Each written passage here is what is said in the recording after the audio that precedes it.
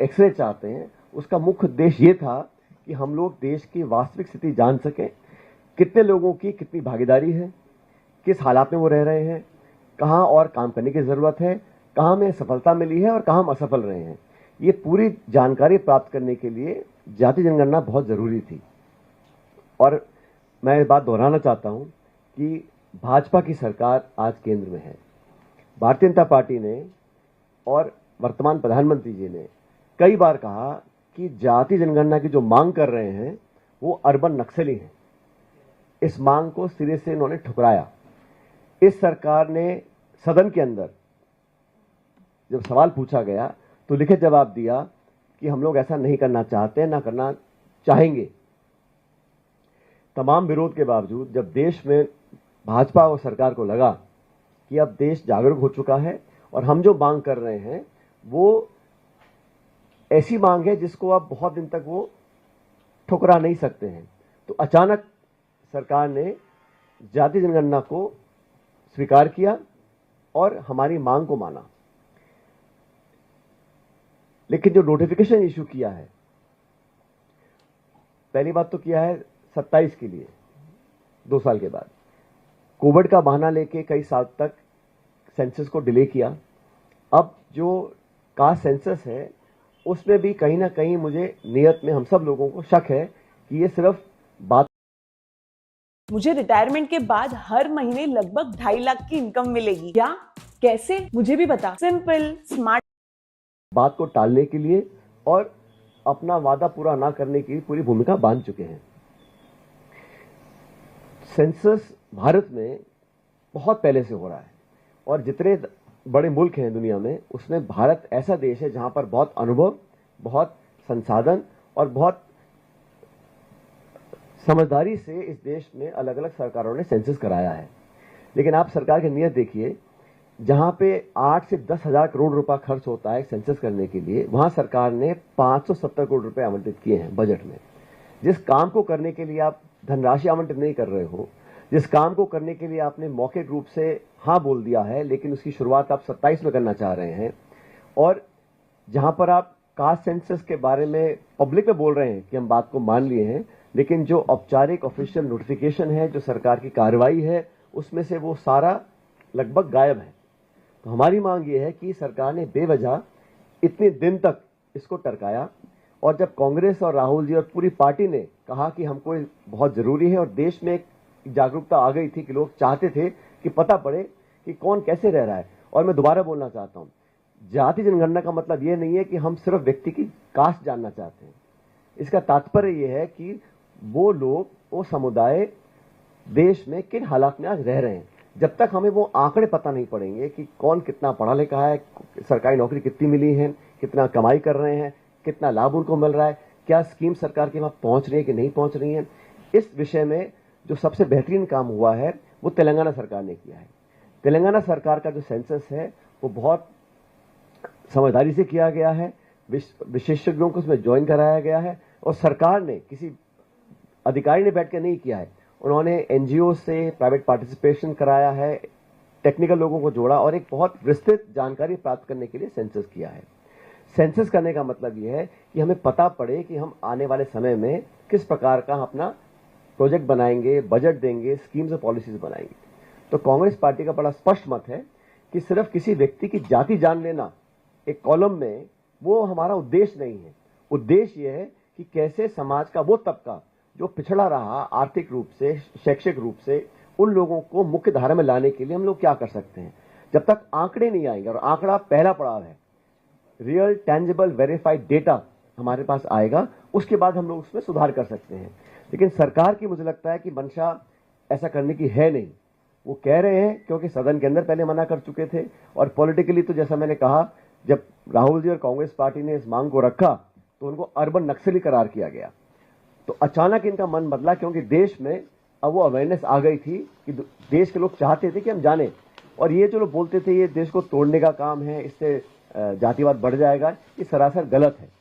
मैं फिर दोहराना चाहता हूं, तेलंगाना सरकार ने जो सेंसस किया है उसका जो ऑब्जेक्टिव है वो सिर्फ किसी की जाति पूछना नहीं है, वो किन हालात में रह रहे हैं, उनके बच्चे क्या पढ़ रहे हैं, क्या वो खाते हैं, कैसे वो रहते हैं और क्या उनको आगे मदद करने के लिए हम कर सकते हैं। तो मोटा मोटा ये हमारा उद्देश्य है। लेकिन सरकार का जो बजट आवंटन किया है, इंस्टेड ऑफ 10,000 करोड़ 570 करोड़ आवंटित किया है।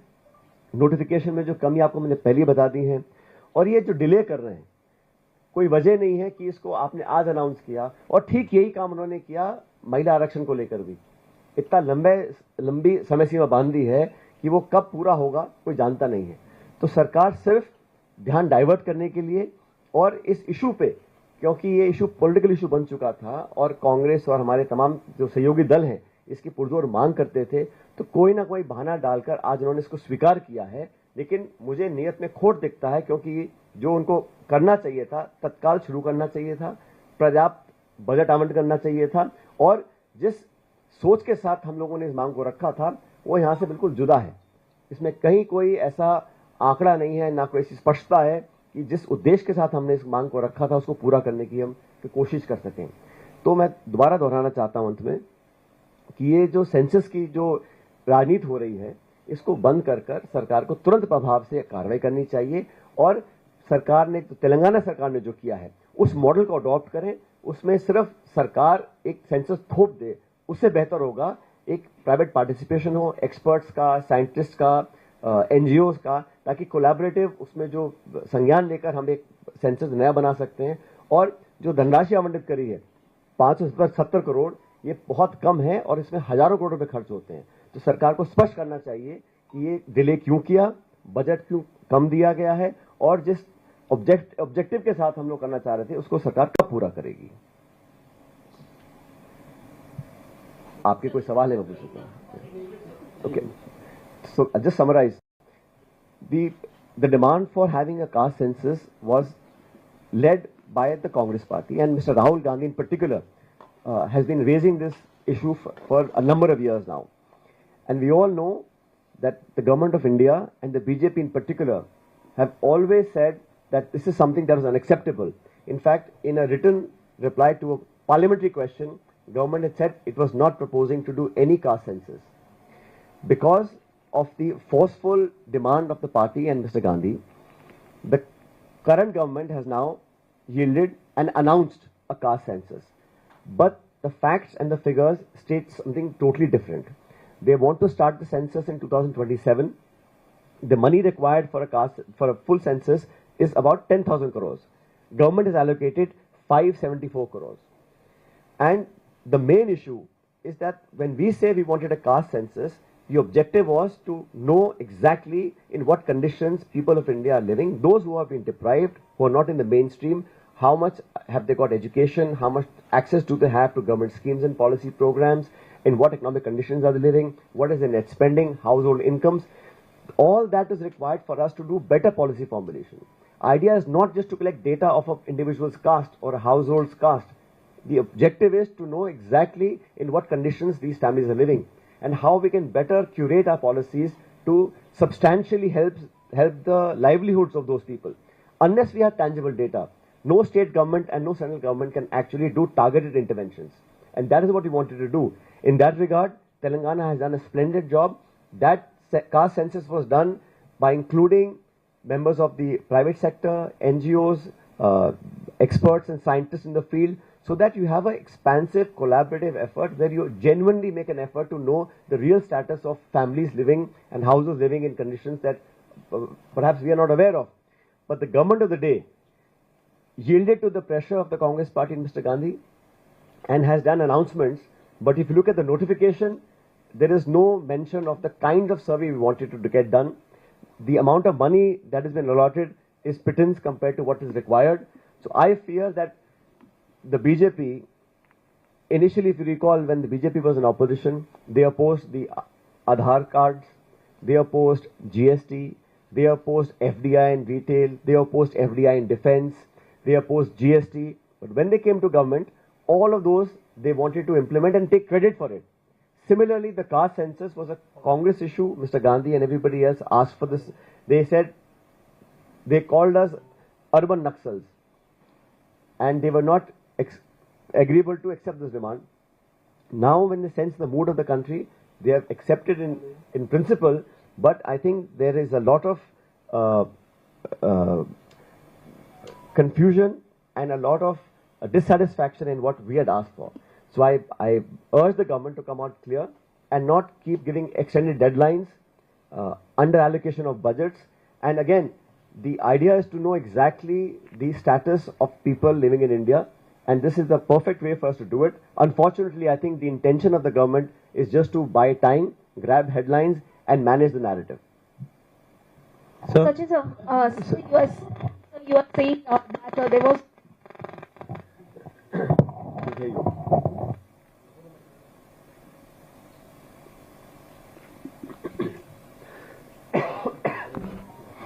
So you were saying that there was no mention of caste in that particular gazette notification, but soon after that MHA had done a fact check, and they have also stated that earlier also it was being clarified on the part of Home Ministry, and after the meeting of Union Home Minister with the officials, the press statement which was being released, it has been categorically mentioned that caste enumeration will be involved in this census. So the MHA has also said that these are all the misleading claims which are being made on the part of the Congress party. What's your take on it? Well, the amount of money allocated in the current financial year is 574 crores. The actual quantum money required is in thousands of crores. Second, like I mentioned to you earlier, the idea that we have been raising is not just to know the caste of an individual. The idea was to have an expansive, detailed survey of the conditions in which people live, access to education, access to jobs, access to government schemes, and economic situation, social conditions. Those are all things that we need to know to do better policy formulation. The objective of the exercise is not just to get the name and the caste of a person. That I don't think has that much value. Real value is that you understand in what conditions they're living, how much successful the schemes have been so far, are the targeted budgets and policies, programs reaching the ones that we're intending for.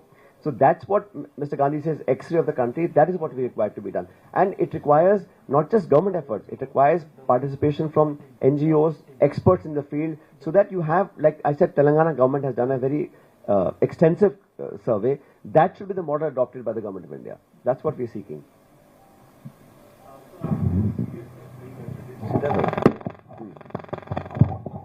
Sir, आपको government के part पे seriousness नहीं लग रही क्योंकि आप demands भी कर रहे हैं, तो क्या लग रहा है आपको, क्योंकि अभी कुछ महीनों के अंदर ये बिहार जैसी स्टेट के अंदर असेंबली इलेक्शन है, क्या वो आपको वजह लगती है कि इस प्रेशर में है या उसके पीछे कोई टैक्टिक है? और दूसरा, आप लोग कर्नाटका में जब सर्वे करा रहे हैं तेलंगाना के बाद में, तो बीजेपी कह रही है 165 करोड़ रुपए, 158 करोड़ रुपए जो पहले जो टैक्स पेयर्स की मनी थी वो वेस्ट कर दी गई, और दोबारा रीसर्वे करा रही है कर्नाटका के अंदर कांग्रेस गवर्नमेंट। ये प्रेशर में है क्योंकि वहां तो बड़ी कम्युनिटी है, एक लिंगायत है, कोका लिंगायत, उनके प्रेशर में ये चीजें ये हर 10 साल में सेंसस होता है, इसमें कोई नई बात नहीं है। लेकिन इस बार क्योंकि हम चाह रहे थे कि इसमें जनगणना व्यापक हो और सबकी जानकारी स्पष्ट रूप से आ जाए और उसमें जाति भी इंक्लूड करी जाए, क्योंकि मुझे लगा, हमको लगता था कांग्रेस पार्टी में कि जब तक हम वो आंकड़े सामने लेकर नहीं आएंगे, और मुझे नहीं लगता कि किसी एक जाति या एक समाज की बात है, ये पूरे देश का सेंसस हो रहा है। और मुझे इसमें इशू ये लग रहा है कि सरकार ने बहुत देरी करी है। ऐसे लगभग 60 देश हैं, 60, जिन्होंने 21 और 23 के बीच में सेंसस किया है।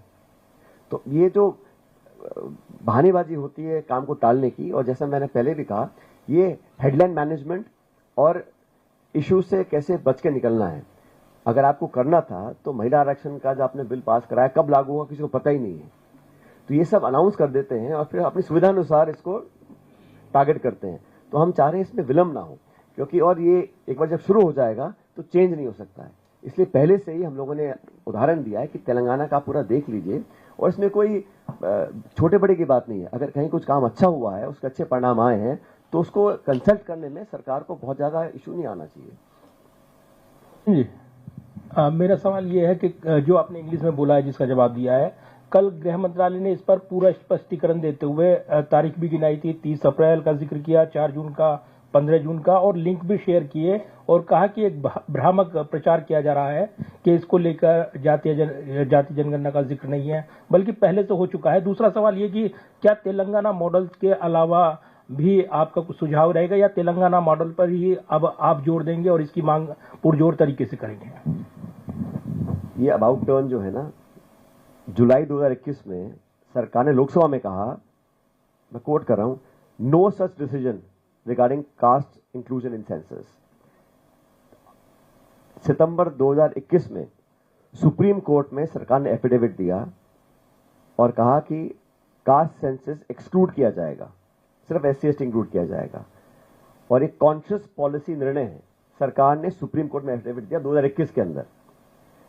अप्रैल 2024 में प्रधानमंत्री ने खुद कहा कांग्रेस को कि ये अर्बन नक्सलियों की सोच वाले लोग हैं जो मांग को रखते हैं, और 30 अप्रैल 25 को आपने अनाउंस कर दिया। तो ये सब जो पूरा घटनाक्रम है पिछले सालों का, इसको देखकर इसमें मैं कहां भ्रम फैला रहा हूं? मैं आपको डेट के साथ कह रहा हूं सरकार ने लोकसभा में क्या कहा, सुप्रीम कोर्ट में क्या कहा, भाषणों में क्या कहा, और अब आपने अनाउंस कर दिया है। तो किस इन बातों को देखकर कैसे भरोसा किया जाए कि इनकी नीयत साफ है? और हम तो कह रहे हैं आप पैसा ढंग से अलॉट कर दीजिए जो जरूरत है। 10,000 करोड़ रुपए चाहिए, आपने 570 करोड़ रुपए दिए हैं, तो कहां से सेंसस पूरा होगा?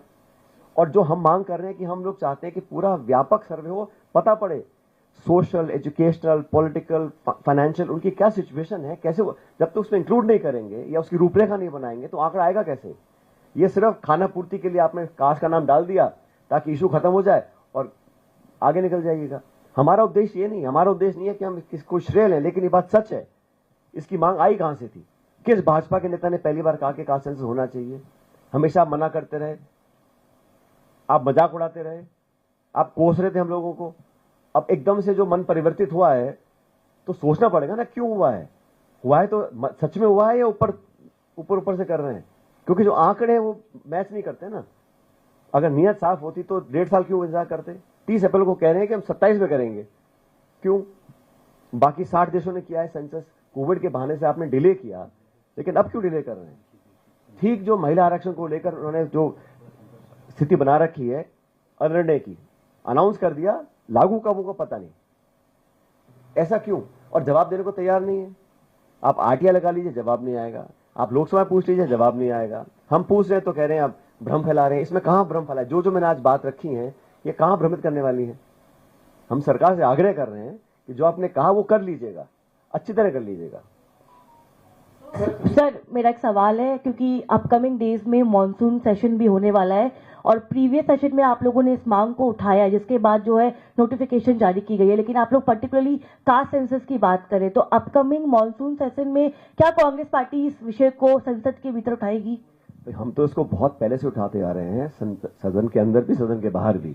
अब क्योंकि सरकार ने हमारी मांग को मान लिया है और जबरदस्त दबाव होगा तभी सरकार मानी है, लेकिन सरकार बहुत जिद्दी है। अगर माना है तो आप समझ लीजिएगा बहुत दबाव होगा तभी माना है, लेकिन माना पूरे मन से आधे मन से यह भी जानकारी हमारे पास नहीं है।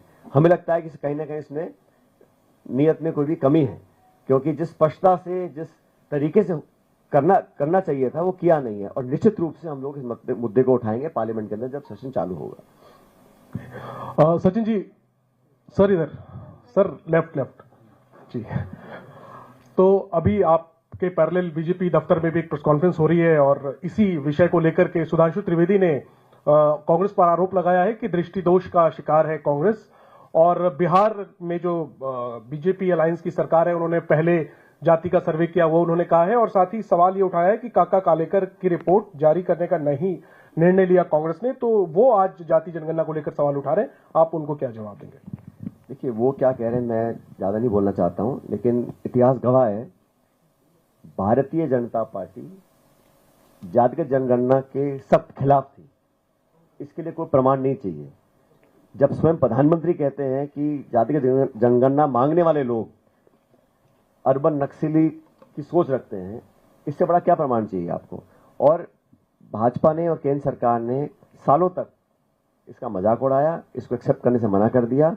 अब अचानक कांग्रेस और राहुल जी की मांग को आप मान रहे हैं तो थोड़ा मन में विश्वास तो पैदा होगा ना कि एकदम से आप मान रहे हैं, घोषणा कर रहे हैं, लागू नहीं कर रहे हैं, नोटिफिकेशन हो रहा है लेकिन पैसा नहीं दे रहे हैं। और हमने फिर दोहराना चाहता हूं, ये संकीर्ण सोच लेके कि सिर्फ हम किसी व्यक्ति की जाति जानना चाहते हैं, ऐसा नहीं है। उसका पूरा बैकग्राउंड, उसका सामाजिक हालात, उसके आर्थिक हालात, उसके शैक्षिक हालात, जब तक वो नहीं सामने आएंगे तब तक कास्ट जान के आप क्या कर लेंगे? तो ये जो भ्रम फैला रहे हैं कि ये समाज को तोड़ने वाली मांग है, इसमें जातिवाद फैल जाएगा, ऐसा नहीं है। सारे आंकड़े आएंगे तब हम कुछ आगे कर सकते हैं। मेरा सिर्फ इतना कहना है कि भारतीय जनता पार्टी आज क्रेडिट, मैंने आपको उदाहरण दिए ना, आधार का, जीएसटी का, इंडो यूएस न्यूक्लियर डील का, जितने भी हमारे पॉलिसीज थे उनको बहुत विरोध करते थे और सरकार में आने के बाद सहर्ष उसका पूरा श्रेय लिया, और ये भी यही इसमें करना चाह रहे हैं। कोई दिक्कत नहीं, आपने मांग को माना, बहुत धन्यवाद आपका। लेकिन भ्रमित कर सिर्फ खाना पूर्ति कर पूरा करेंगे तो वो सही नहीं होगा। इस पर तथ्यात्मक कार्रवाई करनी चाहिए, आंकड़ों के साथ आगे बढ़ना चाहिए, पर्याप्त बजट देना चाहिए और स्पष्ट करना चाहिए कि जो मांग हमने रखी है एक पूरा विस्तृत सामाजिक सर्वे हो ताकि आंकड़े सामने आए। सिर्फ एक कॉलम में जाति लिखने से मैं नहीं समझता हूं कि हमारा जो उद्देश्य पूरा हो सकता है। सचिन जी, क्योंकि बिहार में विधानसभा का चुनाव है, कास्ट सेंसस का मुद्दा कांग्रेस पार्टी ने बड़े जोर शोर से उठाया। आपको लगता है कि क्योंकि सरकार ने ये ऐलान कर दिया है तो ये मुद्दा कहीं ना कहीं छीन लिया कांग्रेस पार्टी से सरकार ने, और क्या महागठबंधन को इसका नुकसान हो सकता है या कैसे आप देखते हैं? ऐसा जनता सब जान रही है, देश का प्रत्येक नागरिक भी जानता है कि इस मांग को किसने उठाया था और किसके दबाव में केंद्र सरकार झुकी है और क्यों इस मांग को मान लिया गया है। तो मैं नहीं समझता हूं इसमें कोई श्रेय लेने का किसी को हो रहा है, क्योंकि सब जान रहे हैं, ऐसा नहीं कि कोई जानता नहीं है। और मैं जैसा पिछले कुछ सालों में जो स्टेटमेंट्स भाजपा के नेताओं ने दिए हैं, स्वयं प्रधानमंत्री जी ने दिए हैं, वो साफ दिखलाता है कि इनका क्या मन था और अचानक जो हृदय परिवर्तन हुआ है वो किन कारणों से हुआ है। वो सिर्फ और सिर्फ कांग्रेस का दबाव, राहुल जी की तमाम यात्राएं, उनके भाषण और उनका संकल्प सदन के अंदर सदन के बाहर कि हम करवाएंगे, उस दबाव में सरकार ने इसको एक्सेप्ट किया है। लेकिन आधे मन से के मैं आप साफ कहना चाहता हूं कि आधे मन से किया है, सिर्फ खाना पूर्ति कर रहे हैं और जिस उद्देश्य के साथ हमने इस मांग को रखा था उसको पूरा नहीं करना चाहते हैं।